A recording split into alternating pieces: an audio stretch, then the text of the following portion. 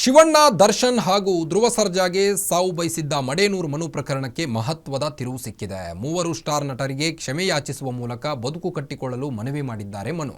ಹಾಗಾದ್ರೆ ಸಿನಿಮಾ ಹಾಗೂ ಕಿರುತೆರೆಯಿಂದ ಬ್ಯಾನ್ ತೆರವಾಗುತ್ತಾ?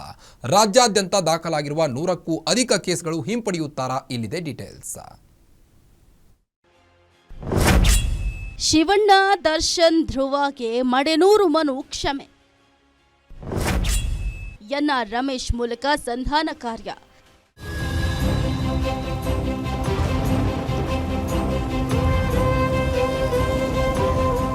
ಕೇವಲ ಸಿನಿಮಾವನ್ನೇ ಧ್ಯಾನ ಮಾಡುತ್ತಾ ಅನೇಕರು ತಮ್ಮದಲ್ಲದ ಕೆಲಸಕ್ಕೆ ಗುಡ್ ಬೈ ಹೇಳಿ ಬಣ್ಣದ ಲೋಕಕ್ಕೆ ಬಂದು ಗೆದ್ದಂತಹ ಅನೇಕ ಉದಾಹರಣೆಗಳು ನಮ್ಮ ಕಣ್ಮುಂದೆ ಇವೆ. ಅದೇ ಥರ ಒಂದಷ್ಟು ಜನ ಕಾಂಟ್ರವರ್ಸಿಗಳಿಂದ ಸಿನಿಮಾ ರಂಗದಿಂದ ದೂರ ಉಳಿದಿದ್ದೂ ಇದೆ. ಅದೇ ಥರ ಕಾಮಿಡಿ ಕಿಲಾಡಿ ಮಡೇನೂರು ಮನು ತಮ್ಮ ಕೆರಿಯರ್ನ ತಮ್ಮ ಕೈಯಾರೆ ಹಾಳು ಮಾಡಿಕೊಂಡ್ರು ಅಂತ ಹೇಳ್ಬೋದು. ಮಡೇನೂರು ಮನು ಕನ್ನಡ ಸಿನಿಮಾ ರಂಗದ ಹೆಮ್ಮೆಯ ಸ್ಟಾರ್ ಡಾಕ್ಟರ್ ಶಿವರಾಜ್ಕುಮಾರ್, ಧ್ರುವ ಸರ್ಜಾ, ದರ್ಶನ್ ಬಗ್ಗೆ ಹೀನಾಯವಾಗಿ ಮಾತನಾಡಿರೋ ಆಡಿಯೋ ಎಲ್ಲರ ಕೆಂಗಣ್ಣಿಗೆ ಗುರಿಯಾಗಿತ್ತು. ಹೀಗಾಗಿ ಮನುನ ಚಿತ್ರರಂಗದಿಂದ ಬ್ಯಾನ್ ಮಾಡಬೇಕು ಅಂತ ಫಿಲ್ಮ್ ಚೇಂಬರ್ ನಿರ್ಧಾರ ಮಾಡಿದೆ. ಆದ್ರೀಗ ಜೈಲಿಂದ ಹೊರಬಂದಿರುವ ಮನು ತಮ್ಮ ತಪ್ಪಿನ ಅರಿವಾಗಿದ್ದು ಧ್ರುವಗೆ ಕ್ಷಮೆ ಕೇಳಿ ಸಂಧಾನ ಮಾಡಿಕೊಂಡಿದ್ದಾರೆ.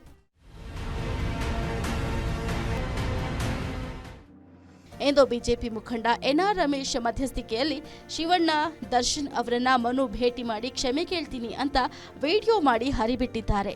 ಈಗಾಗಲೇ ಧ್ರುವ ಮನು ಕ್ಷಮೆಗೆ ಪ್ರತಿಕ್ರಿಯಿಸಿದ್ದಾರೆ.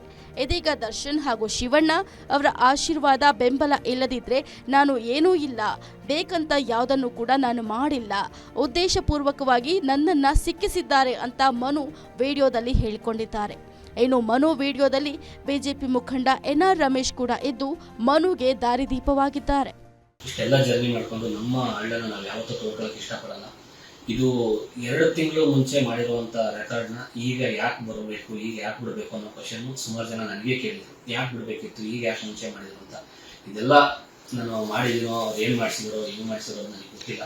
ಇದು ಒಂದು ಷಡ್ಯಂತ್ರ ಅನ್ನೋದು ನನಗೆ ಅಂತಲ್ಲ, ಸುಮಾರು ಒಂದು 70% ಎಲ್ರಿಗೂ ಗೊತ್ತಾಗಿದೆ. ಅದು ಏನಾಗಿದೆ ಗೊತ್ತಿಲ್ಲ ಗೊತ್ತಿಲ್ಲ. ಬಟ್ ನನ್ನಿಂದ ಈ ಆಡಿಯೋದಿಂದ ಶಿವಣ್ಣ ಅವರಿಗೆ, ಹಾಗೆ ಗೀತಕ್ ಅವರಿಗೆ, ಇಡೀ ಫ್ಯಾಮಿಲಿಗೆ, ಹಾಗೆ ದರ್ಶನ್ ಸರ್ಗೆ, ಇಡೀ ಅವರ ಫ್ಯಾನ್ಸ್ಗೆ, ಧ್ರುವಣ್ಣ ಅವರಿಗೆ, ಅವರ ಎಲ್ಲ ಫ್ಯಾನ್ಸ್ಗೂ ಕೂಡ ಮನಸ್ಸಿಂದ ಒಂದು ಹೃದಯಪೂರ್ವಕ ನಿಜವಾಗ್ಲೂ ಒಂದು ತುಂಬಾ ತುಂಬಾ ಅಂದ್ರೆ ತುಂಬಾ ಮನಸ್ಸಿಂದ ತುಂಬಾ ಕ್ಷಮೆ ಕೇಳ್ತೀನಿ. ಕಳೆದ 3-4 ದಿನಗಳಿಂದ ನನ್ನನ್ನು ನೇರವಾಗಿ ದೂರವಾಣಿ ಮೂಲಕ ಸಂಪರ್ಕ ಮಾಡಿ ಈ ದಿನ ನಮ್ಮ ಗೃಹ ಕಚೇರಿಗೆ ಬಂದು ಆಗಿರ್ತಕ್ಕಂಥ ವಿಷಯಗಳನ್ನು ಅವರು ಸ್ಪಷ್ಟವಾಗಿ ಹೇಳಿದ್ದಾರೆ. ಮತ್ತು ದೇಶದತ್ತಾಗಿ ನಾನು ಡಾಕ್ಟರ್ ಶಿವರಾಜ್ಕುಮಾರ್ ಅವರು, ದರ್ಶನ್ ಅವರು ಮತ್ತು ಧ್ರುವ ಸರ್ಜಾ ಅವರ ಕ್ಷಮಾಪಣೆಯನ್ನ ಮತ್ತು ಅವರ ಅಭಿಮಾನಿಗಳಿಗೆ ಏನಾದರೂ ನೋವಾಗಿದ್ರೆ ಅವರ ಕ್ಷಮಾಪಣೆಯನ್ನ ಕೋರ್ತೀನಿ, ಕೇಳ್ತೀನಿ ಅಂತ ಅವ್ರು ಹೇಳಿದ್ದಾರೆ. ಹಾಗಾಗಿ ಕ್ಷಮೆ ಅನ್ನೋದು ಕನ್ನಡಿಗರ ರಕ್ತದಲ್ಲೇ ಬಂದಿರೋದ್ರಿಂದ ಅವರು ಮನಸ್ಫೂರ್ತಿಯಾಗಿ ಅವರು ಕ್ಷಮೆಯನ್ನ ಕೋರಿದ್ರೆ ಕನ್ನಡಿಗರು ಅವರನ್ನು ಕ್ಷಮಿಸ್ತಾರೆ ಅನ್ನೋ ಒಂದು ದೃಢವಾದಂಥ ವಿಶ್ವಾಸ ನಮಗಿದೆ. ಈಗಾಗಲೇ ಮನು ಮೇಲೆ 100ಕ್ಕೂ ಅಧಿಕ ಕೇಸ್ಗಳು ದಾಖಲಾಗಿದೆ. ಅಲ್ಲದೆ ಬ್ಯಾನ್ ಬಿಸಿ ಮನು ತಲೆಕೆಡಿಸಿದೆ. ಈ ಎಲ್ಲದರಿಂದಲೂ ಕೂಡ ಮನುಗೆ ಆದಷ್ಟು ಬೇಗ ಮುಕ್ತಿ ಸಿಗುವ ಸೂಚನೆ ಸಿಗ್ತಿದೆ. ಕರ್ನಾಟಕ ವಾಣಿಜ್ಯ ಮಂಡಳಿ ಮನು ತಪ್ಪಿಗೆ ಒಂದು ಅವಕಾಶ ಕೊಡೋದಾಗಿ ತೀರ್ಮಾನಕ್ಕೆ ಬಂದಿದ್ದಾರೆ. ಹೀಗೇನಾದ್ರೂ ಆದ್ರೆ ಮನು ಮತ್ತೆ ತಮ್ಮ ಹೊಸ ಕೆರಿಯರ್ ಅನ್ನ ಶುರು ಮಾಡ್ತಾರೆ. ಒಟ್ನಲ್ಲಿ ಹಳೆ ಕಾಂಟ್ರವರ್ಸಿಗೆ ಗುಡ್ ಬೈ ಹೇಳಿರೋ ಮನು ನಯಾ ಲೈಫ್ಗೆ ಹಾಯ್ ಹೇಳೋಕೆ ಸಕಲ ಸಿದ್ಧತೆಯನ್ನ ನಡೆಸಿಕೊಂಡಿದ್ದಾರೆ. Keerthi Patil, film bureau, guarantee news.